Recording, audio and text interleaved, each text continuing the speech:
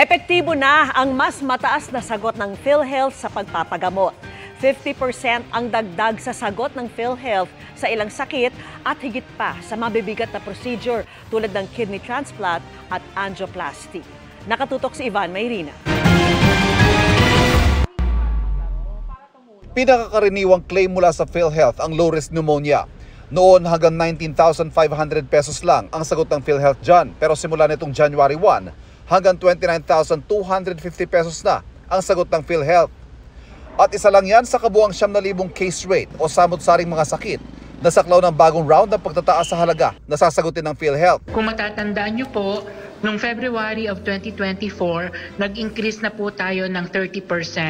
And ngayon po, bago natapos ang taon, ay nag-increase po tayo ng another round.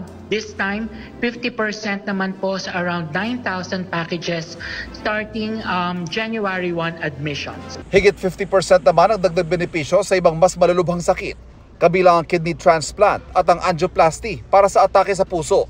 Nung pong ating kidney transplantation package na dati po ay 600,000, ngayon po ay aabot siya ng 800 to 2 million benefits package po. Yung tinatawag na angioplasty na around 30,000 benefit pesos ang ating package, ngayon po ay aabot na siya sa 530,000 pesos. Malaking bagay ito para sa milyon-milyong Pilipinong umaasa sa PhilHealth para sa pangangailangan medikal.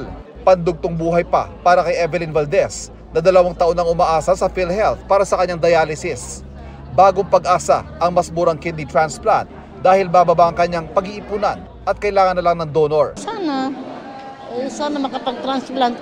Hindi ako mawawala ng pag-asa. Ito nga, nilalakas ako na loob ko. Simula ngayong taon, may benepisyo rin ng PhilHealth para sa outpatient o mga naisugod sa ospital pero hindi kinailangang i-confine. Yung pong mga pasyente na nadadala sa emergency room pero hindi na-admit, wala po silang mga benepisyo before.